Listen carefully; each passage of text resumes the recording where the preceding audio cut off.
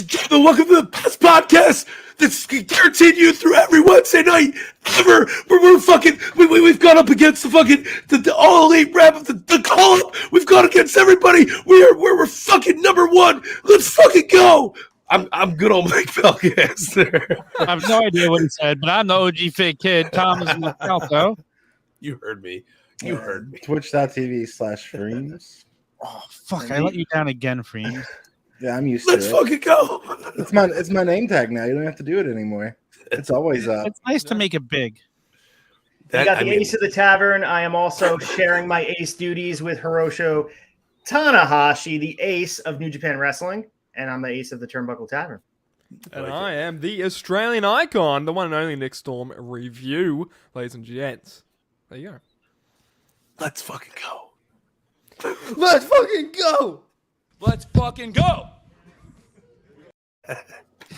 I love Punk. He's just like, let's fucking go, man. Like, I love how worked up Tony Khan got him active, though. You can tell Punk turned down Tony Khan's cocaine. Yeah, right. Yeah. Like, hey, man, I gotta go to Starbucks in the morning. I'm hanging out with my wife here. I'm not trying to do this bullshit. Like, let's fucking go. Oh God, I love tonight when Punk's like, I don't do drugs, and then Dax is like, I did. Yeah. Done all the drugs for you. That's my number 3 on the pick 3, by the way. Doing drugs, the act. Yes. Oh man, what a great Dynamite follow Double or Nothing. I don't even want to talk about the week. What a week. It's been a full week for me. Jesus Christ. It's been longer than a week for you. Yeah. I really feel like this is the first time that we're having a Dynamite after a pay-per-view where it feels like that WrestleMania, post WrestleMania buzz where you had, and not to get too far into people's moments, but you had a return, you had really a debut, if you want to talk about the Forbidden Door. It's so much going on. It's so much fun being a wrestling fan. And then on top of that, you got the reality being blurred with MJF. There's so much to talk about, so much to look forward to. And I mean, Dynamite's right back on track. We talked about it a little bit, shifting off the rails and feeling like it's just building. Now it feels like we're getting to a point where like, all right, we're back to the banger Dynamites week to week. Well, let's hope so. But before we get into that, guys, go to theturnbuckletavern.com real quick. Just follow us everywhere you possibly can. Like, subscribe, turn on notifications. There you go. There's the banner. Make sure you go there. Everything you need to know about us. You'll find our podcast. You'll find links to our YouTubes. Check it out. We appreciate the support. Thank you for being here. But why don't we head right into the news? Let's fucking go. I'm never gonna not play it. It's the best. It is the best. It's the best flop of all time. Fuck Cody. That's where we're going into it. News. Ace, come on. You are the man with the plan, with the fucking mouth of the South. Let's get this shit, brother. All right. So let's start with AEW Dynamite next week. We have Hangman Page versus the debuting David Finley, son of Fit Finley, on the 6-8. We're 6-8 Dynamite. We're right on the way to Forbidden Door. There's like no rest for the weary. 626 is Forbidden Door. We have to build up the pay-per-view. We got pretty much the main event announced tonight for that. And on top of that, we have Road Rager, which is going to be June 15th. June 29th, we're also getting Blood and Guts. AEW is right off to the races. We got so much stuff to break down. So I guess let's just start with thoughts on David Finley. Anyone have any preconceived notion of who he is and what he's done in New Japan Wrestling and also Impact? I do. Fucking pumped. Fucking super pumped. Like this is probably like the what is he, fourth generation? Is that what you said? Yeah. Fourth generation wrestling. Shit. I don't even have 4 generations in my own family. This is wild. So you do. You might think so. Be here. We'll work on Mike that. Was a test tube baby, I think. So I possibly was. Well, needless to say, for all of them to be doing the same occupation at a high level, to the fact that they're on a grand stage like this, I mean, it's remarkable to be. We talk about Bob Orton and Randy Orton, but like this is 4 generations, not just 3. So it's awesome. Yeah. No, it's huge. It's massive, and big fan of his work in New Japan, big fan of his work in Impact. He's been all over the place the last couple of years. I think he's only been getting better.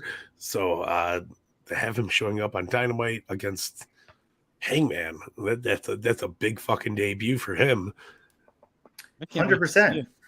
So we also have the Blood and Guts match announced tonight as well, where we're going to get the JAS versus the same squad that we had: Santana Ortiz, Moxley, Eddie Kingston, and Bryan Danielson. Danielson selling the injury from the Anarchy in the Arena match, but we saw some Eddie Kingston. Of course, we saw John Moxley tonight, and we'll get into that with all the blood he spilled on the mat.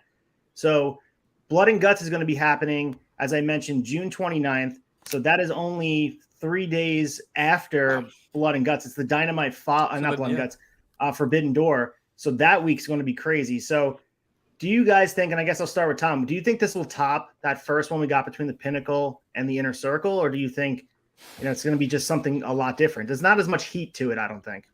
I think this one's going to be fire. I think this one's going to be better. I think it's going to be bloodier if possible. It's going to be off the charts. I mean, look at what Anarchy in the Arena was all over the arena. Now put that in a double ring cage. Yeah. So are you disappointed? I know you're a big Bryan Danielson guy. Are you disappointed that he's right now involved in this sort of gimmicky stuff where he's not using his technical wrestling? He's more sort of doing we saw him. He's like beating the crap out of each other. And I know he probably loves that, but we're not seeing him in the ring really. We're going to be seeing him for a couple weeks now, just doing a lot of the weapons and the hardcore style matches. He looks like $1 million. I'm not worried about him not doing it again pretty soon in the future. I don't feel like it's going to it won't be that long before we'll still see it. You can still see shades of it in those matches as well. I don't know. I don't feel like he's gotten a lot of opportunities to do this, so I can't knock him for wanting to do it. No, 100%. I agree. He does it in his own style. He wants to kick heads in, so it's going to be. It's interesting seeing him do it because he even, like Tom said, he even has his own way about it. Vince wouldn't let him bleed, and he's after all the years of Vince not letting him do that, he's catching up. I feel like so. It's and I was trying to get the image out of my head, but I had Wyatt family vibes when he was running around with that white shirt and those khaki pants. Oh, not a bad way, but it just was like it reminded me of the time where he was running around with the Wyatt family. And I'm like, oh, this gives me a little. I don't know what this reminds me of, and then something I blocked in my brain when they tried to put him with the Wyatt family. It came back to me like an aha moment. But I agree with you guys. I think it's fun to have him doing this type of stuff because it just shows how diverse he is in the ring. He doesn't have to go in there and just put it on an arm bar and make someone tap out. He can, go around there and wrestle that style of death match. I would love to see him go to like a GCW and go all out with light tubes and tables. It'd be awesome. Yeah, no, one of my favorite parts of the pay-per-view was that visual of him going, I'm going to kick his fucking head in. And I was like, yeah. I know this is going to sound weird, but hear me out. Him doing a lot matches like this, actually, I feel like prolongs his career. And the reason why I say that is because he has a history of neck injuries. And the style of wrestling that he's known for it's a lot bigger risk. He doesn't have a history of concussions. I mean, he's had concussions and he's talked about it, but not career-ending concussions like he did with his neck. So it's good to see him kind of get that reprieve as well. Yeah, not to mention, too, he's working a very limited schedule. I think we talked about his run through Ring of Honor and Honor Society, so cheap plug for that show, where I think he defended the title 38 times in his title reign. I don't think we're going to see him wrestle 38 times in 2 years. And that's that's a credit to what Bryan Danielson and AEW has created with the stacked roster and the fact that they're giving these guys the not working house shows.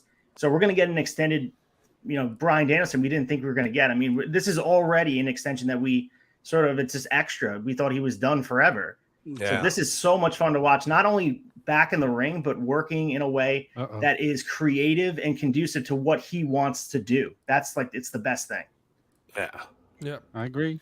So we also have Athena's debut next week, and we don't have who it is. I'm assuming it is a job match. We're going to get a local talent from, I think they're in Ontario, California next week. So whoever's working that local territory. I don't know. Am I freezing or is he freezing? Who? No, you're freezing. I'm freezing. You're freezing. You're missing freeze. You're not freezing on our end, but like, Ace isn't freezing either. So. It's warm over here. I want to go into like a match that I think might happen fairly soon. I think it could even happen next week. I don't think the Athena match is going to be a squash. It could be against Kira Hogan. That's announced like a couple days before Dynamite actually happens, because you had that face off at the top of the ramp. So top of the ramp, dear. So it could happen. Could happen next week. Could happen in a couple weeks. But yeah, I wouldn't be opposed for a squash match to actually just build her up first. So. Well, she's at the top of the ramp, that she's probably going to get a title match soon. Yeah, it's very true. And then you know what? They are building towards her versus Jade Cargill, and I think she might be the person to take the title off of her.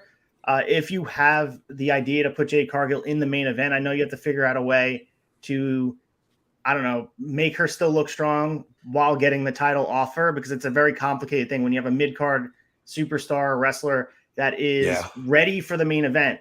The Intercontinental Champion who's ready to take the jump over, you have to get the title off of them. So the TBS title is the mid-card title. How do you get Jade there? And the other thing, presentation-wise, I mean, Stokely was, to me, such a huge difference maker for the presentation. I thought he was amazing. Yeah. It was interesting to see him kind of like jump right into that Smart Mark Sterling spot. Very well though, not in a negative way at all. I thought he did a really good job. It was great, man. We also have Road Rager, and again, I love these small bi-weekly or bi-monthly events that they have in between the pay-per-views. Like we get Beach Break. We also had Fighter Fest, I think last year. I'm not sure if they're going to continue to do that this summer, but we got AEW Road Rager, which is announced in 2 weeks. So it's going to be June 15th. We're getting, the only match we have announced on there right now is Santana versus Jericho in a hair versus hair match. So I guess ideas here. I know we've been conjecturing about Jericho potentially losing his hair, but there's no way that's happening, right, Nick?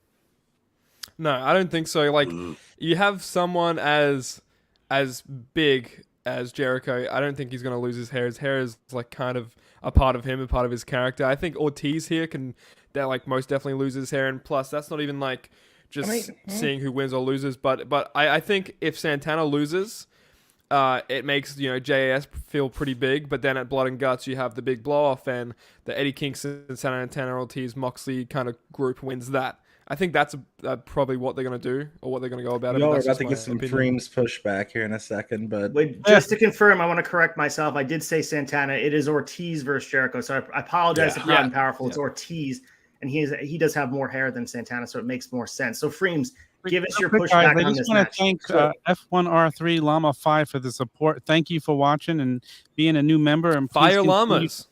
Fire Llamas. Fire Llamas. We love you. Thank you for being here. We appreciate the support.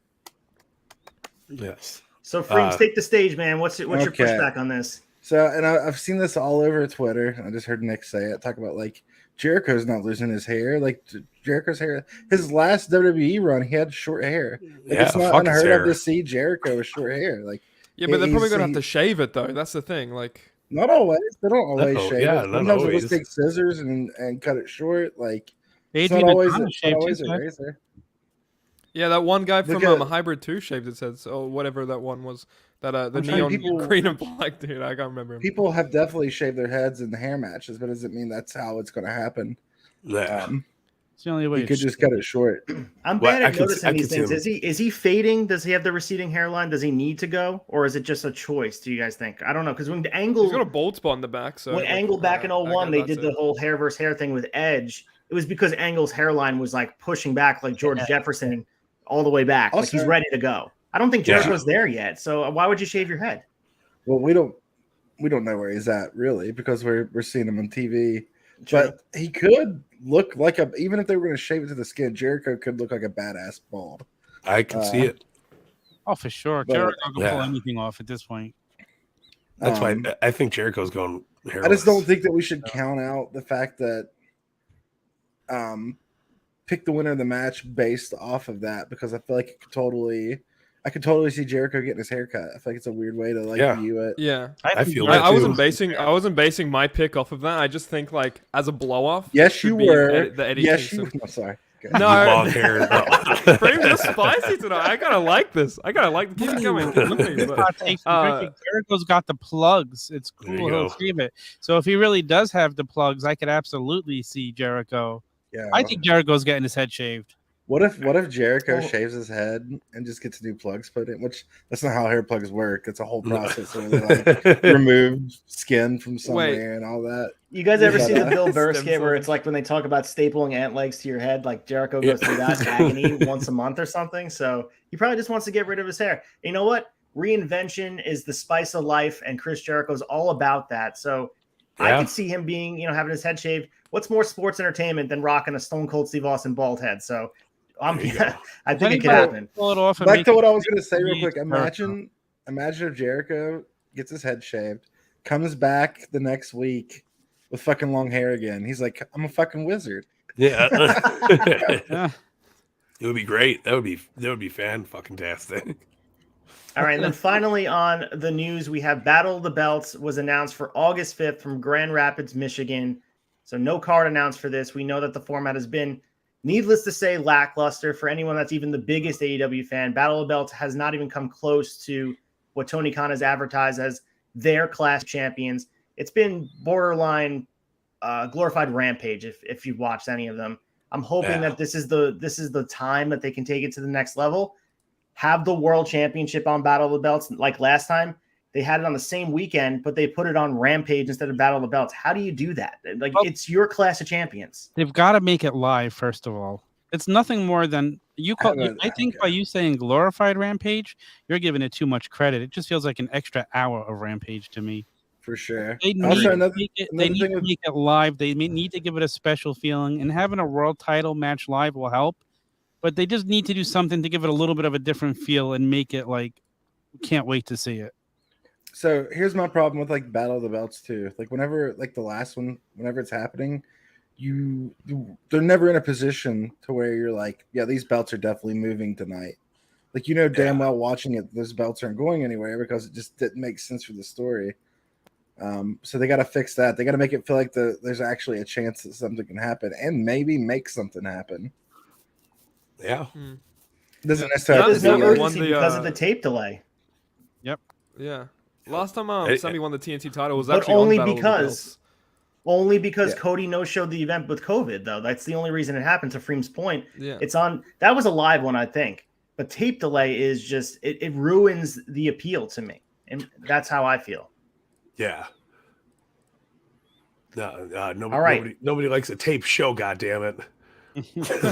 Yeah, dude, and Clash of Champions from 1996 WCW, they're not 100% amazing. I think nostalgia creates rose-colored glasses for everybody, but at least there was the world champion on there. At least there was it was 2 hours long. At least we got quality wrestling. It feels like 3 matches just flies by. And Battle of the Belts, if you are going to run big 4 pay-per-views, you need to have significant benchmarks in between them. So it can't just be dynamite for 4 months. It has to be Battle of the Belts has to mean something and be something you're building towards. It can't just be toss guys in a match. It's going to be Dante Martin versus Hangman. Yeah. Not that they did that there, but like you can't have the Ring of Honor title be headlining a Battle of the Belts. And I love Ring of Honor. That's just not how it should be. But No. that's not the reason why we're here. We're not going to continue talking about that. This week on Dynamite, Lucha Brothers versus the Young Bucks in a rematch. I think this time at the wrestling, but this first time on TV we're getting. This is on Rampage. I'm sorry, it's on Rampage the 3rd. So is he this should roboting be- for you all? Of course, we got Dante Martin versus Scorpio. Hey, so I'm not changing we can't really hands, hear and there's no happening. we can't hear what you're saying because you're roboting. You're ping Got that ponging. hollering at yeah. Ping pong. A lot of hollering that going on here tonight. Yeah, Well, man. hey. It's been a wild week for Holonet in general, but just continue what he's saying. Rampage on the 3rd, I believe. All right, now he's back. All right, take the Yeah, lead. see, he was snapping and clapping and dapping. And... There we go. Hello, everybody. Can you hear me now? Hi, I think so. We can hear you Just right reiterating what I was saying. Young Bucks and Lucha Brothers on Rampage on the 3rd. Okay. now. Ooh, Seattle. look forward to that. Yeah. No matter what, even with Howard Net, you still cancel them. So it's All right, okay. so that's the news. I guess let's move One more out. Someone take else the lead because it looks like Hollis That's is trying the to take me over. One more It's thing. okay. What? The one thing I found super interesting was William Regal saying he was about to sign before the whole pandemic Wheeler Yuta, Garcia, and Ricky Starks to NXT right before the pandemic, and then they decided to change their direction. Imagine how that would have changed the landscape of everything. What I NXT heard probably from would've been Ricky great. Starks is Exactly. Ricky Starks had a trial at NXT, and I believe like William Regal was going to hand him a contract or something like that and sign him, and then I heard somewhere that they told Ricky to go get over somewhere else and then come back. And Yeah, so and he he's did that done in for himself. NWA and got signed to AEW. Lucky for him. Yeah, Good good thing. for Yeah, him. All right. Lucky for AEW, honestly. I mean, 100%. Oh my he's God! Thank God. I talked They about would this. I don't think I'm going to say it every week I'm on here. He is, I think this time next year, if he's not involved in the world title picture, something went wrong. Like he I hope has to he's be involved in a world title picture. I don't know if it's a year from Yeah. now, though. He might be the Yeah. TNT champion in a year from now. With the way they move titles, probably not, but I would love to see him get a shot at Punk in a meaningful program. I'm I not would saying he has to love beat to him. see him fight That'd Punk. be amazing. That would Starks be and Punk would put on a fucking hell of a program. And just think of how much that would help Starks being in there with Punk. Yeah. Sign me up for that one. All right. Hold on. Listen! Yo! It's pick 3 time, guys. What's everybody's I pick just 3? want to We're say gonna- this real quick. we're Maybe it's gonna a bring good it thing he back. didn't go to NXT. Whiff, If that's the whiff, case, whiff, Velveteen that- 2.0. Yes. Well, I think he would have thrived on the black and yellow, but the rainbow NXT, Ricky Starks have been lost in the sauce somewhere. They make him a gymnast or something and give him some weird gimmick and change his name Make to him go like to Sleepy. change his name to Max Dupree or something like that. So yeah, I'm happy that he's not in the new NXT. He might have just been Dupree. They wouldn't have given him 2 names. Yeah. It's pretty Ricky. Can Pretty someone Ricky. put Chad's comment about my cat with the shadow? Dude, Dude, I thought you yeah, I had a saw it time before, scroll it's cool. walking behind you because the shadow on the wall, it's taken up the whole wall. It's hysterical. I've noticed it several times. It's It's Oh got a man, of course he doesn't want mad to come near me Halloween now vibe. that I'm calling him, but that is amazing. I got HollerNet, I got dinosaurs behind me. We got everything on Wednesday night here. It's the best, man. Nick Storm, let's start with you. What is your number 3 for your pick 3 this week, my friend? Wow. We had so much Yeah. to choose from. We got absolutely spoiled as AEW fans in this, Always. which is kind of crazy. And I've got an honorable mention before I get into my number 3. It's just William Regal saying blood and guts. So that Blood fucking and huge. guts. And blood and guts. It was just amazing. It was coming sooner or later, but my number 3 would have to be from this past Dynamite, Anarchy in the Arena. Set it off. Set the charge. It was freaking amazing. I was in here with FREEMZ and Young Anthony. We were watching it together. And it was just such a like fun time. FREEMZ, you can even attest to it. Like it was just like a great entertaining match. We don't need them very often, but when they hit so hard, and it was really great to me. So Hell yeah. No, I thought the thing that set it off was Justin Roberts. The shit is about to hit the fan. It's anarchy in the arena. Feels like another Good drop stuff. you need. Right? my shirt, it's on prowrestlingtees.com. We're not shilling. ProWrestlingTees.com/tavern. /tavern.com/tavern. Anyway, yeah, no, I couldn't agree with you more. I thought that was such a fun fucking match. It was all over the place. Love the New Jack experience where they're throwing out the music, wild things still playing, where they're all beating the shit out of each other for like and 20 even minutes of the Jericho match. on the post media scrum, he was like, "Yeah, we originally like orchestrated it like that because of New Jack, because just because like how much chaos we can do in this match, and it was completely inspired by the whole New Jack thing. It was great." It makes my heart happy. So happy. Ace, what's your number 3, brother? Bruv. Any other night, this would be number 1. But my number 3, I think this just speaks to what Dynamite was tonight and this week of wrestling. It has to be Tanahashi confronting Punk. And for me, if you have not seen Tanahashi in any capacity, you need to go out of your way. This is your homework assignment tonight. Download New Japan World, subscribe to them. They deserve your money. They put on quality wrestling. He's 45 years young, still going out there and putting on matches that go up against any of the best in the world right now with an injured back, to the point of he goes out there and gives his body to the business every time. And the fact that he got his love here in North America, he's going to be on a huge pay-per-view against CM Punk, the world champion, 8-time IWGP world champion, former United States champion, came in October 1999. And I know that FREEMZ and I were talking offline. We're talking about how he was an Impact. This is really his North America debut on a large stage.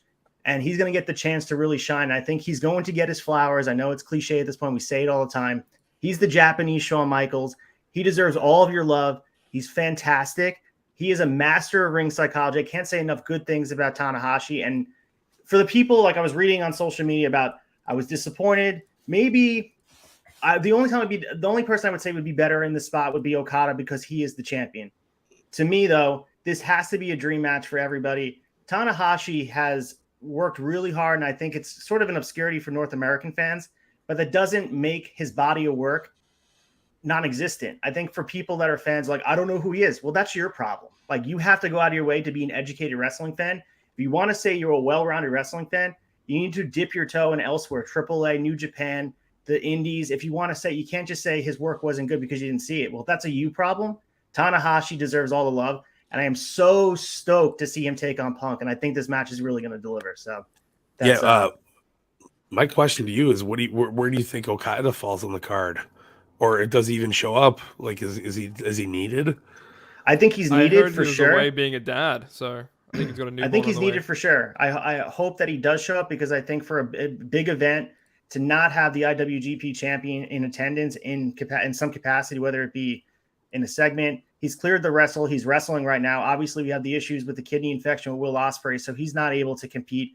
I think Ospreay probably would have been the guy in the spot if you probably had your way and everybody was healthy. But Tanahashi, how many more years are you going to have these two guys going out there? How old's Punk? He's 40-something years old. Tanahashi's 45 years old. This is sort of two ships meeting at a perfect time, and you're ready to have them do battle on a huge stage, on pay-per-view. Forbidden Door, this is going to deliver for me, and I'm hoping that it goes on last. I think it will. This to me is amazing. I think people need to give it some time and do your research. I mean, it's not AEW's job to educate everybody. So they're just bringing you the best possible wrestling. And Tanahashi, I mean, there's really no one better. He is unbelievable. So, yeah, I'm sure. Oh, the hat is a 1 of 1. Brought to you by Lids. Hey, Tom, just to put in perspective, though, about Tanahashi, he came in 1999 with not only a young rookie of Shibata, a young rookie of Shinsuke Nakamura, and him, the three of them, 1999, coming in through those doors and becoming tag team champions with Shinsuke. He's done so much in the business, matches against Kenny Omega, against, I mentioned Okada before. You got Shibata matches, Will Ospreay. He goes out there and not to mention the match he had with Jericho a few years ago. So, like, it's accessible. You're doing yourself a disservice if you don't go out and watch him. But I'm so happy that the casual fan has access to him now. People are like, who is this guy? Well, good. Go back and watch 25 years of his work.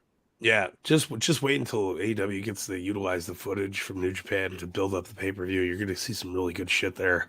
I can't wait. It's going to happen. Can't stop the kittens. I agree with you 100%. That's exactly right. Jay White's been non-existent on AEW television. Yeah. And historically, he's not at the Tanahashi level, but he is a former champion. They put the whole promotion behind him at some point when Kenny Omega left. So Jay White's looked sort of like a geek. I can't believe I'm saying that, but he's looked like a geek in his run here. We got a match on Rampage. Who cares? Yeah. Who cares? Ace, I need you to put a list together of the top 3 Tanahashi matches I should watch. That'd be a tough thing to do, but I have no problem doing that. And if you guys, are interested as well, I'll put it on my Instagram. I'll go on a Tanahashi tear right now up until that match. One name, Tom, Kenny Omega. Oh yeah? Okay. Yeah. Okay, cool. I'm there for that. 100%. Good shit. That's my number 3, by the way. Sorry, I went on a little rant there. Yeah, you're beautiful. FREEMZ, what's your number 3, my homeboy? My number 3 is the return of Miro. Yes. God's favorite fucking missing person at this point. I was really worried when I saw that he was wrestling Johnny Elite because I was like, damn, I thought Miro was going to come out and just get squashed because Johnny Elite's such a powerhouse. But he persevered and won in like 3 minutes. And it's probably closer to 5, but still. Yeah, it's Johnny Jobber cool to have him back there. And I'm not saying they shouldn't have him come out with a match like that, but. No, it was good build up. The second I seen the promo, I fucking marked out so hard. was like, yes, yes. That was more of a roast. I was Johnny all for Elite like, so. yeah, I was all for like Sammy winning the title off of Miro. It was a really good because Sammy was babyface at the time. But looking back, I think that was like a really regrettable choice. Miro was so dominant as a champion, made the TNT Championship look like so like just strong and powerful, and now it's kind of like lost in the shuffle. So Miro coming back is like, I should have said it was my honorable mention or at least top 3. But so much happened this week. Is like, yeah, Miro coming back was huge. So it's good to see him back. Yeah, new nickname too. He's flawless. He's not only the Redeemer, he's flawless. Which and I know we talked about this a while ago because it's in the back burner. But when House of Black was first starting, he was the perfect fit because like he felt like his god defied him. So it wouldn't shock me to see him sort of cross paths with House of Black in some way and potentially be another member. I don't know. I know you don't want Miro lost in that, but he would fit perfectly with that crew. Like just because House of the of story. Black. I think he would be great with them. You just irritated me, Ace, because I just realized now for the first time we got no damn House of Black on Dynamite tonight. I was going to say that as well. It was very well. No, I mean a couple weeks in a row we didn't get House of Black at all. Like this is it's been like think that we would get him after that happened on the pay-per-view. You would expect to see him. Probably Rampage. So it's like 5 of the last 7 weeks we don't get a significant House of Black anything. I mean, we may get promos. You're right, Tom. I think we do get like at least a video package or something. We got nothing this week. We had nothing, and now I'm disappointed. Now that brings it back to like what I was talking about with Miro. Though, why would we put Miro in House of Black when they already don't have anyone to go against? Really? No, that doesn't make any. No, yeah, I just felt like the define. I know House of Black's gone in a different direction, but like when they were teasing Buddy, I thought Miro with his god forsaking him and all that stuff because like his whole thing was very religious based, and I know it doesn't fit the aesthetic because now that Brody and Buddy are in there, I just think pushing Miro towards the main event right now would be the goal because like he is a built-in guy. I'm not saying put him as a challenger for Punk yet, but like he's ready-made, dude. He's like above the TNT title. He's ready to go. Like I think Miro would be a great match for Punk to solidify his reign against. Yeah, that Lance Archer effect on the Hangman feud. I just don't want that to happen yet because I don't want to see Miro lose yet. I want to see him go. No. I get that too, but I'm saying like it would just be. It would be better than throwing like a random like Fuego match at fucking Punk and like, whoa, Punk's fighting Fuego as the champion. Like it's just sounds stupid. Fire Alarm, thank you for joining us. You can watch Miro. He's so believable. All his offense is so believable. So I love him in that main event capacity where I already fucked up my top 3 list too because I just thought of something else that's fun. Well, somebody's gonna say it. Somebody's gonna say it. I'm gonna say my honorable mention before I get to my number 3 was the whole Punk and FTR thing in the beginning. I thought that was a shitload of fun. I loved their promos afterward. That's my honorable mention. My number 3 is right with FREEMZ. Miro coming back. My number 3, loved it. And if me and FREEMZ have the same exact top 3 again, I think we do it every single week. But yeah, that's my number 3. I absolutely love to see Miro back. Like the first hour of Dynamite was friggin' banging. Holy shit, it was cool. Yeah, no, it was something spectacular, man. My number 3 is the Jericho Appreciation Society. We got the Blood and Guts announcement. We got Jericho Ortiz hair versus hair, just lumping it all in one big package. I thought it was fucking great. I think Jericho's losing his fucking hair. I'm here for it. And he'll be the guy that rocks it and makes it work. You know what I mean? Like I think he's gonna. I feel like Ortiz is the same with that though. I feel like he could easily rock it and make him look more like. Too. No, for sure. But I think Jericho is. He's in need for something different after that Anarchy in the Arena match. So I think it's time for him to kind of switch it up. It's right up Jericho's alley to be like, oh, I'm done with this. Fuck that. Let's go. Like shave my head. Let me go crazy. And then we'll get back to Jericho versus Orange Cassidy again when they got both short hair. It's going to be good stuff. Good tie around. No, but I really mean, I loved it. I thought the Blood and Guts thing was good. I think Kingston's promo, again, as always, Kingston comes out with the fucking heat. And going back to the pay-per-view, Kingston trying to light him on fire, it was so good. It was just like I love every bit of it. The memes coming from it, like when gas prices hit $6, and instead of Kingston walking the ring all bloody with the gas. Yeah, it's just fucking unbelievable, man. Absolutely loved it. So Yeah, brothers. Let's snake draft it, Mike. Let's have you do your number 2, and we'll go back in the opposite. order. You want to throw shit at me? My number 2 is what you guys all said your number 3 was Miro. I figured it was higher up on the list because it's fucking God's favorite champion, brother.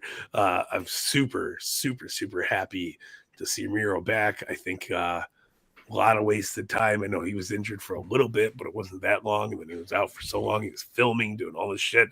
Give me more Miro. I want him prominent on my fucking TV every week. He's too good to be fucking overlooked. Agree 100%. Yes. So my number 2 has to be CM Punk winning the title. Finally, like, it was so awesome. I'm there for it. I loved it.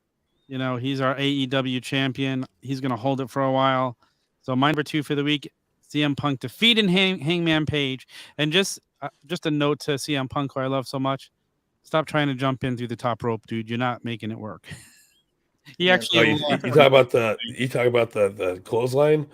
Yeah, he went for it tonight and Springboards. totally missed it again. Yeah, springboard. He slipped on the top rope when he got the hot tag from Dax. Yeah, you know what the problem is he's not the young Punk he thought he was. No, he's trying. Hold on, hot take, because I was talking to here. We don't have. It's okay. We don't have very evil. So there we go. That's There you our go. hot take Perfect. button. But I was talking to Ace about this last night. I feel like Punk's kind of falling into that space where he's becoming the guy he never wanted to be, which is the WWE work rate guy. Because like compare 10 years ago when he was in WWE, he was the fast-paced hard worker. He was Mr. AEW 10 years ago. And now that he came back, I feel like Punk is he's slowed down a lot. And we've seen during the main event, he couldn't do those fucking cowboy shit clotheslines. He kept falling to his knees. Tonight, he fell again.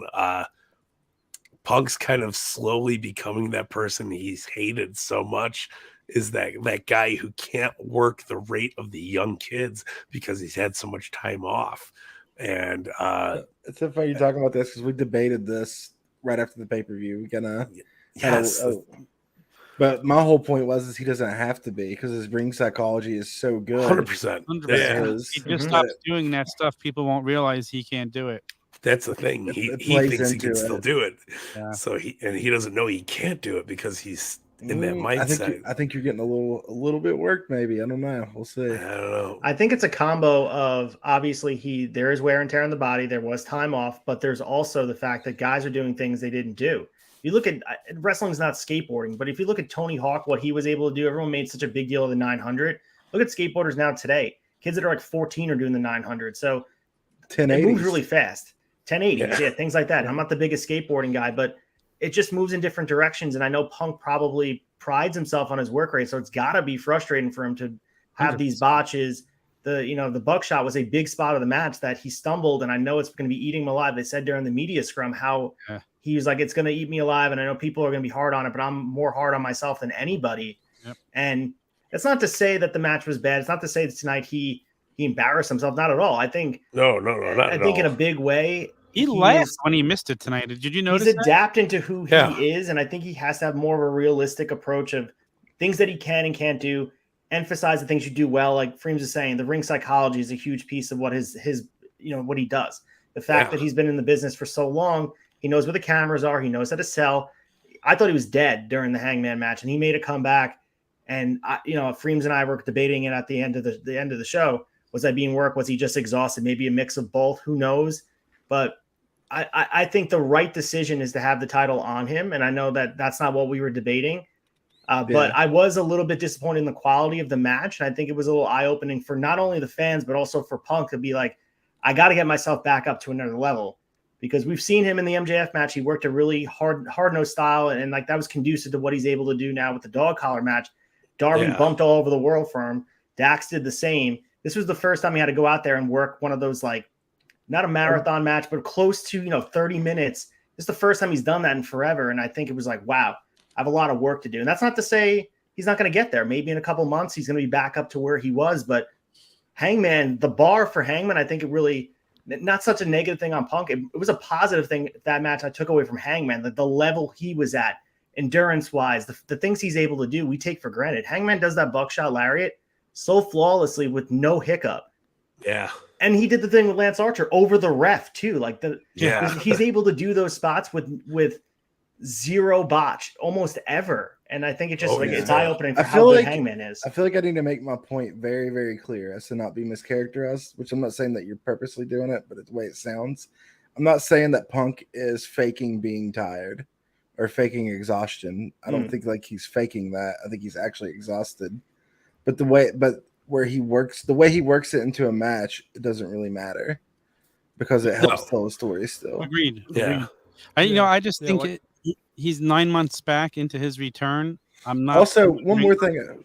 When he was gone, it's not like he was at home sitting on his ass either. He was in a top level MMA gyms, like working out, even after he was done fighting in the UFC. It's like he's excellent point. Yeah. No, great. That's a great point, friends. And I think it needs to be made clear that he's leaning into like his shortcomings, and it makes for a better story. Like, he is the old grizzled veteran trying to overcome the young, endurance buck. And I think, that match, it like, I think over time it will add to it. I think the bar for me was super high that I wanted this 5-star classic. And I think in a way it probably was a 5-star classic, but like not in the way a Kenny Omega and Hangman give it to you. It's a story more so 100%. than. I mean, as far as the match itself went, I don't even rank it as the best CM Punk match of the year. Yeah. But like his selling is so believable that you sit there watching, wondering, is this real or is he?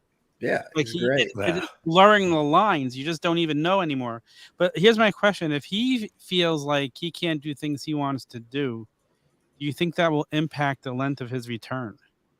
No, not at all. I mean, because the same thing with Bryan Danielson. It's like you're working a limited schedule. I think he's going to fall into a rhythm of the things he can do, and special matches. He'll try his best to break out things like the buckshot. I'm sure he's going to be practicing his ass off to do that again, or something. Yeah. I know he said he'll never do it, but he's going to go out of his way to do things that are special in big matches. But during those tag matches, let FTR do the heavy lifting like they did tonight. Agreed. And that's what you need to do. No, I don't think it's going to hinder him at all. I think he's going to just work harder to be better in different areas. Yeah, super staticky. Yeah, your mic just did that thing again. Sorry, am I better? Yeah. This okay, so has been flawed with technical difficulties. I love it. I'm just saying right now is I think that it's not going to hinder him in the long run. I think it's just going to make him work harder to be better in different areas where he's used to going. It's just he hasn't done it in a long time. So I think he's just going to work his schedule or work his work rate around it way better and find that sweet spot, because that's what he's got to do. And he's smart enough to do that. Yes, and so are you, to believe it. So let's give a hot tag to FREEMZ. FREEMZ, what's your number 2? My number 2 would be the entire everything involving CM Punk on today's episode of Dynamite. So him coming out with FTR, I popped hard for that. The Tanahashi stuff at the end, popped hard for that. Yes. Just everything CM Punk on Dynamite today. Yeah, man, that's a great choice. And I think a smarter choice is what you did, lumping them together, because it sort of is the full package. Yes. And you could fit more into it. Before I give my number 2, I want to give my honorable mentions. I didn't give them before. So Tom, I have one of my honorable mentions was FTR and Punk. So you and FREEMZ, I'm on point with that as well. I think they could be a sneaky pick to be in the trios division at some point. I'm not saying they're going to win the inaugural titles, but I think it'd be really fun. They were hinting at it on Twitter. I would be here for that. That would be amazing. And then the other thing, my other honorable mention was the first ever West Coast debut for AEW. It was a huge deal for the fact that they ran the LA Forum. And this is a historic building with a lot of WCW and AEW lineage, to the point where WWE has avoided going there. They went there for a house show probably back in 2017, but they have trouble drawing there because the Staples Center is so nearby. They also have the arena where the Golden State Warriors play. I forget what that's called, but it's hard to draw there. The fact that AEW not only went there, but sold it out, a hot crowd. LA was ready for wrestling. You got celebrities in the crowd too. Vince Vaughn was there. You also had Macaulay Culkin. Should we talk about how bad Vince Vaughn looked? Jesus Christ. Yeah. He was living the gimmick of dodgeball. I don't even know what you're talking about. I look like I fucking was dying. I don't know what happened. So I wanted to give a shout out to AEW. Working Los Angeles can't be, discounted. The fact that they're running a building there that doesn't get sold out very often, a historic building with a lot of wrestling history. We see Tony Khan has his finger on the pulse of what's important in wrestling history. The Forum is not so important in WWE history, but for WCW and AEWA, there's a lot of history through the 60s, 70s, and even 80s. And WCW was doing a lot of, tapings there. They did some special events there. So if you look at the things that went on in that building, it was cool to see it highlighted for wrestling, because there's been a lot of cool moments there, and it's been almost like hidden from the public eye. And The fact that they went to LA, that's a new market for them. And it's a hard thing to do. You go to a new market, and I know it's like the ticket's hot, but it's nice to see them spreading their wings and moving away from not only the East Coast, they're moving away. It's a big thing for them to be traveling that way. So that was my honorable mentions. But my number 2 is Punk winning the title. I thought this was probably, if before tonight happened, it would have been number 1. It is a historic moment for the company. This is what you got Punk for. This is the money that's going to be made. It's going to be made with him on top. He needs to be the guy. And all the criticism, or not even criticism, just nitpicking, we're here on a show talking about it, is about the matches. But at the end of the day, he's one of the best wrestlers of all time. He's a big draw. They sold out the Allstate Arena with him not even being announced. Just the idea he might be there sold it out. United Center. United Center. It was the United Center. He sold out. He fucked Daniel Garcia. He's the fucking man. Sorry, Chicago. Let's fucking go.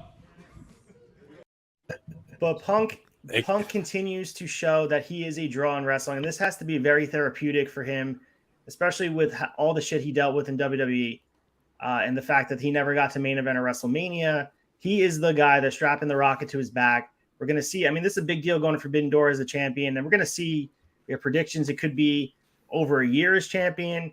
I think it's probably going to be something like that. This is going to be probably his last hurrah as world champion, the guy. Sort of I don't think if he loses the title, he may not get it back. He's going to hold it for that long. Yeah. But I'm looking forward to the dream matches we're going to get out of this, because you could have matches, but the stakes that are on the line with the world title there, it's just a cool optic. Seeing him come out with the title tonight, seeing him come out with FTR with the Ring of Honor titles, it feels big. And then that photo, I think they had, who's the girl from iCarly or whatever her name is, with Drake and Josh, where they have her sipping the coffee with him as WWE champion and winning at Money in the Bank, holding the spinning title at 2011, and then showing her all grown up with him winning the AEW title against Hangman at Double or Nothing 2022. 11 years is a long time, and we've grown up with him.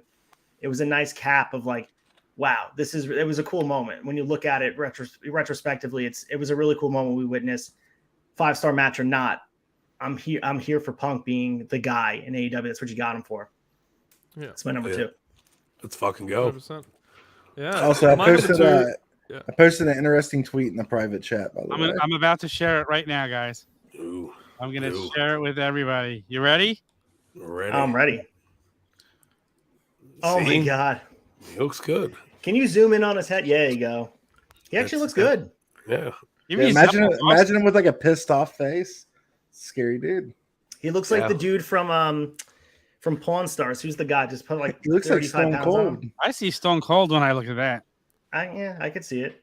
He looks like a Minecraft YouTuber named Unspeakable. The thing with being bold, you have to have a good face, and Chris Jericho has a good face. So you gotta have a good face. No, I think that's what I'm saying. I think Jericho can pull it off. All right, Nick. The floor is yours, buddy. Stormhausen. Stormhausen. Yeah, my number 2, I have to agree with most of you guys here. It's going to be Punk winning the title at Double or Nothing.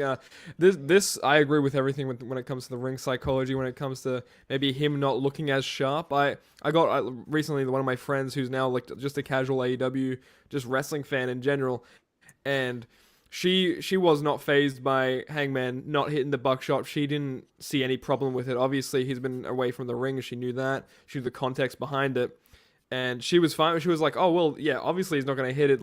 A finisher is a finisher for someone because they've perfected it, and they've perfected it to the point where it can win matches. CM Punk's never done it in his moveset. He doesn't have to hit it, and I think it just adds to the story, right? But just the whole mania of it, of CM Punk winning the title, him coming out, like actually as champion, I still can't really wrap my head around kind of in 2022, like what's happening. But yeah, that is my number 2 pick. It was great. Yeah. Also, we're gonna run into this a lot with CM Punk wrestling people he's never wrestled before. Yeah. You got to remember that too. It's not like he has a lot of experience in the ring with Hangman Page. Yeah. Like there's some of those like great matches he had with Cena. How many times has CM Punk wrestled Cena on like the road? House and shows especially, right? Yeah. That's why they were able to put on a damn near 5-star match. WWE going into a pay-per-view has that same match being run for weeks at house shows to perfect it. Yeah, like Seth Rollins and Cody, and they're not wrestling for the 3rd time at Hell in a Cell. They're wrestling for like the 60th. So it's like weird. No, Frames, it's a good point. The fact that they haven't, the AEW does a thing where they want to build up anticipation so guys aren't even touching until the pay-per-view. And that you could have a detraction to that and saying you don't get the time to work up a familiarity with the guy where you're working tag matches like Tom was alluding to with the build-up in WWE, the traditional build-up. But you're right. Like, I think if we see a rematch, I would imagine it would be better because they have a feel. They work 30 minutes together. They probably know exactly where they're going to be now. Yeah. And, it's interesting, too. I'd be curious to ask them in an interview somewhere down the line, who was calling the match? Like, who was the guy? Was it Hangman calling the match or was Punk calling the lead on the match? It's interesting to think about. It was me, Ace Field. It was me all along. Yeah. It was Mike Chioda. That's who it was. Yeah. Is it right. back to me? What's happening? Yeah, wait. I have this because I have a feeling our number 1 is going to be very similar. So, who doesn't have the number MJF promo as their number 1 tonight? Could just say it right now. I had Athena coming out. She looked phenomenal tonight. Yeah. We have another segment, Tom, and that means that we have another segment, Tom.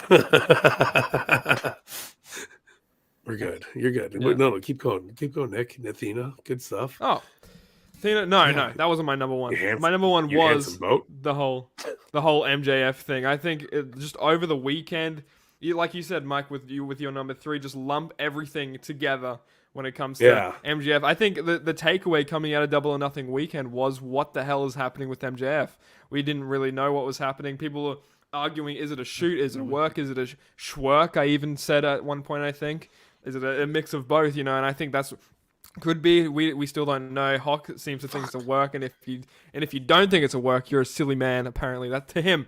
But who knows, honestly, at this point, because watching on Fight TV, he says, you, fire me, Tony, you fucking mark. Like, you could hear without uncensored, no bleep or anything. And I'm watching, like, holy shit, what is going on? I'm thinking, like, TNT's or TBS is going to have, the uncensored version as well. I'm like, this is actually huge. And the executives are there for Warner Media and, like, behind the scenes. I'm like, what is happening? What's going on with this? It's like, and there goes Tom. I bored him with my MJF, but no, dude. He was like, "Nope, I don't want to be a part of it." He was like, "Yeah, no, I think his number 1's the Athena stuff." No, but the MJF stuff was amazing.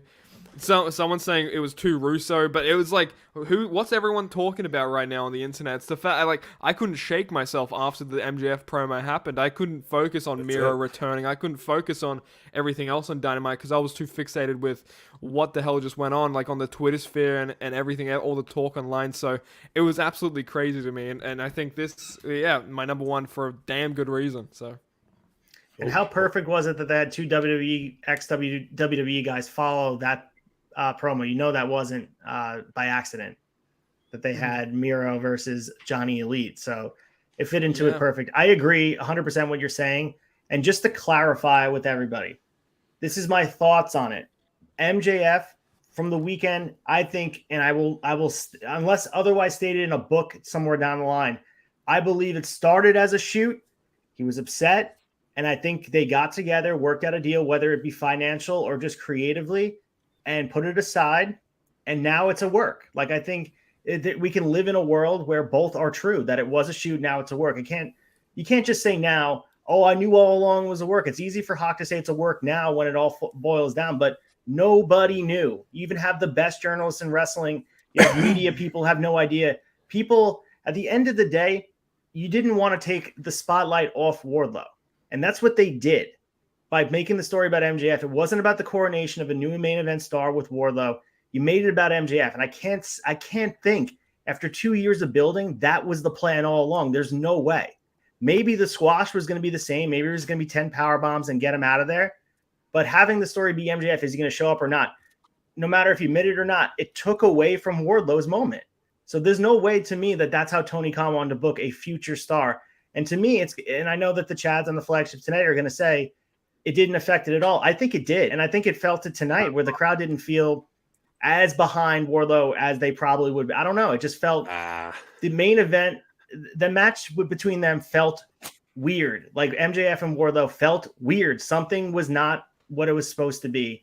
I think it's people reading into it, everything that they knew. Wouldn't it feel weird if everything didn't happen and nobody knew? His facial expressions, the fact he's putting his arms down for the power bombs, he looked like he didn't want to be there. Like, I've been watching wrestling long enough to know when a guy doesn't want to be there. He looked like he was non-invested in the moment. Well, you know what? You know what the thing is too, though. He's trying to make us feel like he's not invested in the moment. I was true. talking I mean, you could say the same thing. You're right. 100%. I could be being worked in that way too. You're right.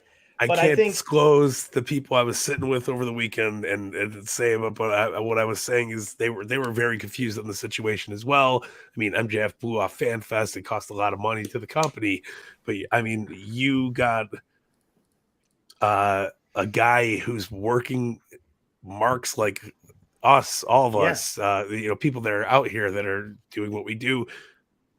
He sold probably another 10,000 pay-per-views by doing what he did, because somebody looked at it and was like, I bet you he's not going to show up. I can't wait to see this clusterfuck. Sign me up for this shit. And that's exactly what happened. And he was like, hey, I'm here. And everybody fought, like the heat he got walking into that building. Beautiful. You can't get that these days unless you're being a fucking cock. And I just want to make it clear though, we could live in a world though where it was a shoot, now it's a work. There's a world where that can happen. The absolute nature of it has to be one or the other. That's just wrong. I mean, there's a chance it was a work from the beginning, and that's fair.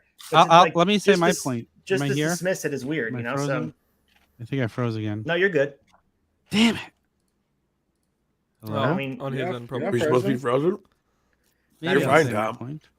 You say your point. Go ahead. I mean, the screen was freezing for me.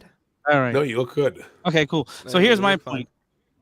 After seeing tonight, I have zero doubts that this whole thing was a work. You don't go into LA with the people from Warner sitting in the audience, throwing them a party, to have this whole thing planned to make it as big as it is. And make it this big to start off the biggest storyline AEW has ever seen, to drop a promo bigger than the pipe bomb. The whole thing is a work. And if anybody, the pipe bomb is, dude, this blew away the pipe bomb tonight. You know what? I think it's incomparable because it's a different times. But Tom, before we get on the compare it to the pipe bomb, can you agree though that it's possible that it was a shoot? Now it's a work. I agree. Tonight's a work. Seen what happened tonight with being in California. This happened in there with Warner. This is such a big storyline for AEW. That's a work though. This but what about before? Work from the beginning. I don't see it. FanFest. What is the benefit from having him no show FanFest and then also take the moment off Wardlow? What is the benefit of the company doing that? First of all, BELCASTER? Hold on. Go ahead. We're fucking talking about it right now. You're right. Your benefit. This is something that more people will be talking about than ever. They're going to be comparing it to the pipe bomb, which was one of the biggest promos. No. Promo aside. Yeah. Going. Just everything that happened this weekend. Shut tonight off. Yep. We're fucking still talking about what he was doing Friday, Saturday, Sunday. You know, it was like there was those reports that were coming out like fucking an hour. MJF's still not in the fucking arena. We don't know what's going on.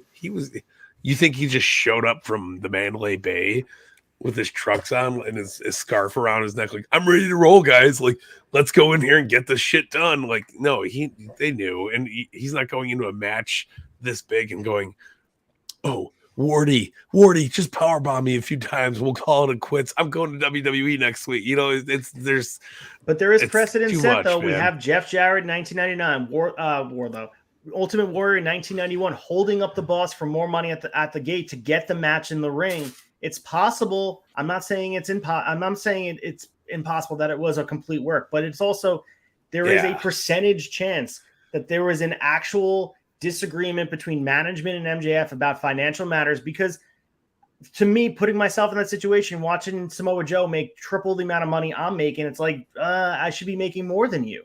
So again, I could be being worked, but I don't, the absolute nature of just saying it's a work or a shoot. It's possible that it's a blurred thing. Like now it's a work. I agree. There's no way they'd give him a hot mic and that they put him out there in the ring. 100% of work tonight. I'm not saying that they gave him a live mic and let him do his thing, but now he's being Brian Pillman. Now it's Brian Pillman. Before though, it could have been I'm walking out. I agree. Like 6 months ago, it was serious. You know, like now it's just like, let's make money off this, man. Like going to that first podcast interview where MJF's like, yeah, no, I'm feeling out my options. 2024, just be prepared. That's when it's work.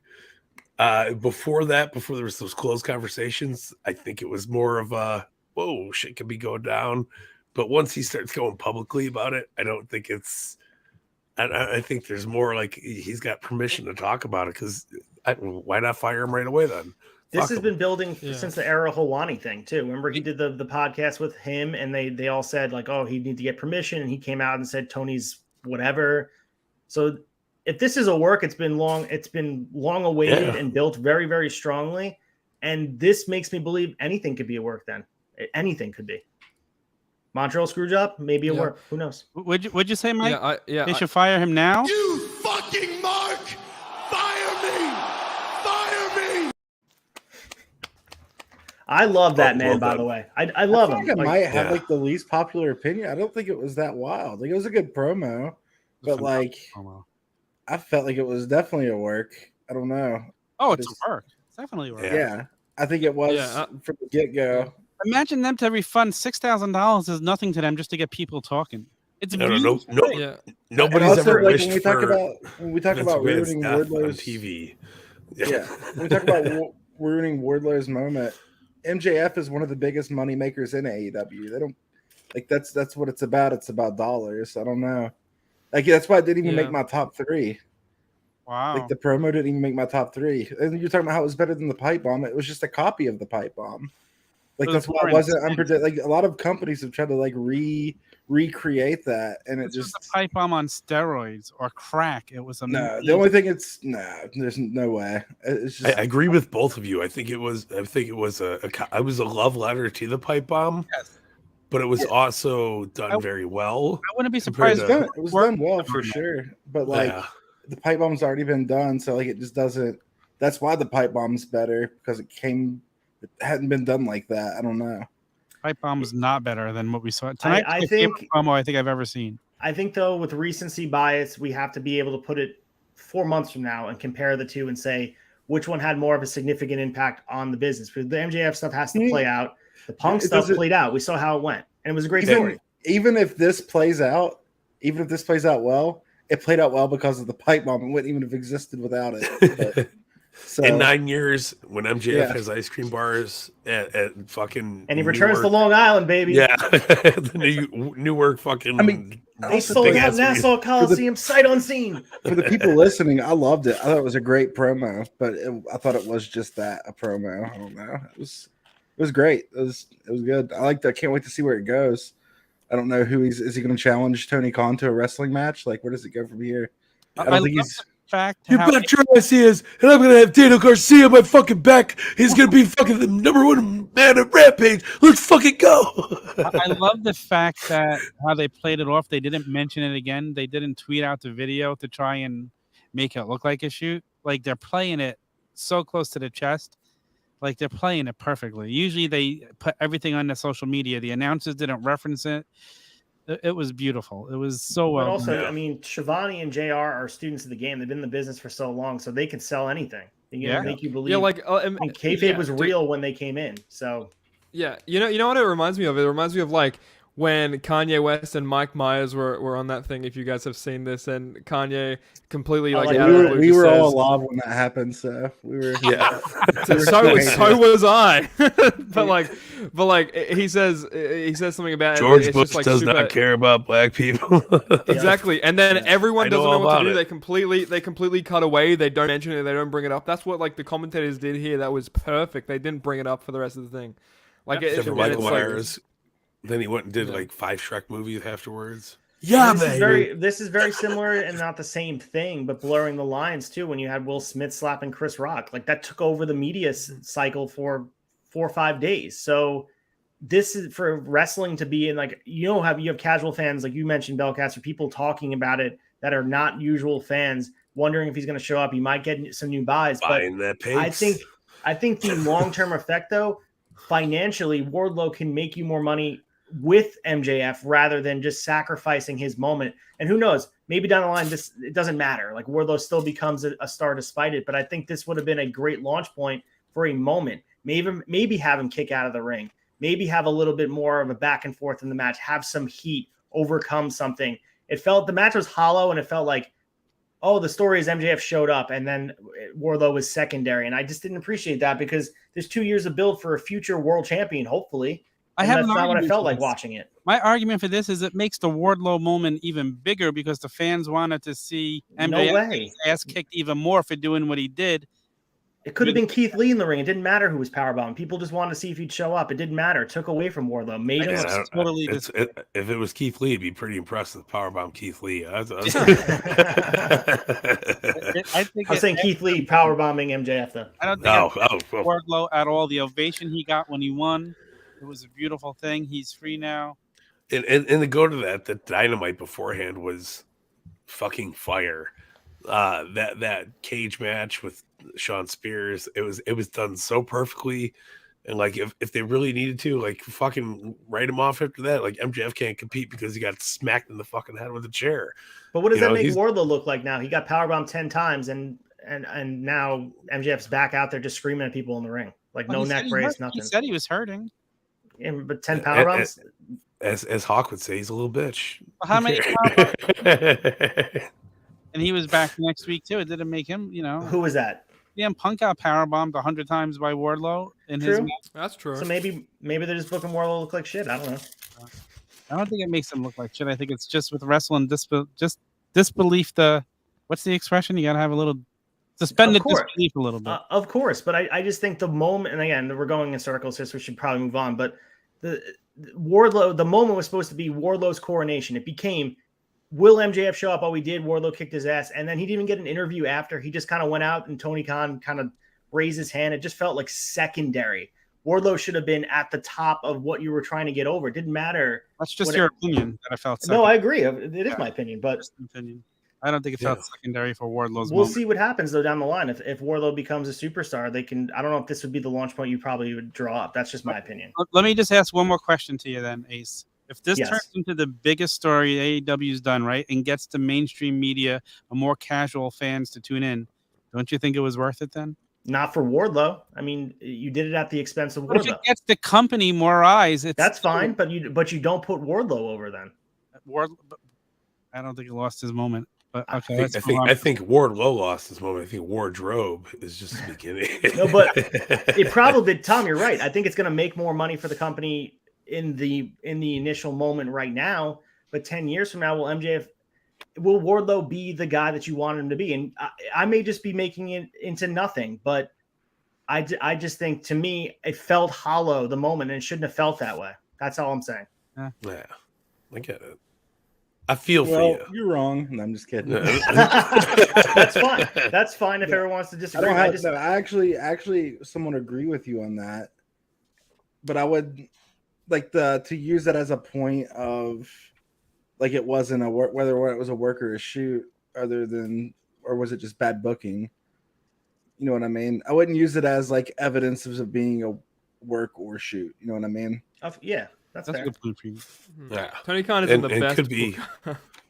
It could be doings of anybody's half. It doesn't mean it necessarily reflects on how MJF was or Wardlow was, Tony could have been like, you go out there, you fucking, you let him powerbomb you 45 times, and that's it, dude, you're fucking done. And like, who knows? Here's the thing, another thing too, like Mike Belcaster said, here we are. See what time is it? For 35 minutes we've been talking about it for almost 30 minutes. Yeah, discussing this. And you know what? It's not going to be just us discussing this. This is going to be wrestling fans who don't even watch AEW discussing it. This is going to be played all over the place. To argue against my point for a second, if MJF was leaving, right, wouldn't they have had Wardlow kick out of the ring just because no one's done that spot where they've never kicked out. They protected that finish, like the biggest finish in AEW. Yeah. If he was leaving, they probably would have had Wardlow kick out and just blow it off, give it to somebody. So, I mean, that makes it seem like at that moment in the match, MJF's here to stay for at least a little bit. MJF's going nowhere. He's a lifer. Yeah, I don't think MJF's going anywhere. We said the same thing about Cody 2 weeks ago. Go to the debate. Everyone's like, this isn't work. Cody's staying. It's all Tony Khan making blurring reality. And all of a sudden we saw Cody debut at WrestleMania. It wouldn't shock me to see MJF go. I'll say one more thing. With what we just saw with WWE and Sasha Banks and Naomi walking out and the attention they brought to WWE, you don't think MJF and Tony said, hey, we could really get the people here. We could get more. WWE did not want that attention. That was not positive attention. It's bad attention. It makes you look like you're incompetent. No attention is worth. You can't keep your ducks in the pen. The only bad attention is no attention. WWE try to keep the lid on that. But isn't it possible though to do this after the Wardlow thing was paid off? If it was a work, why couldn't Wardlow's storyline play through and then do this in the summer where Wardlow had nothing to do with it? You already established him. Well, he got fuck him. That's why.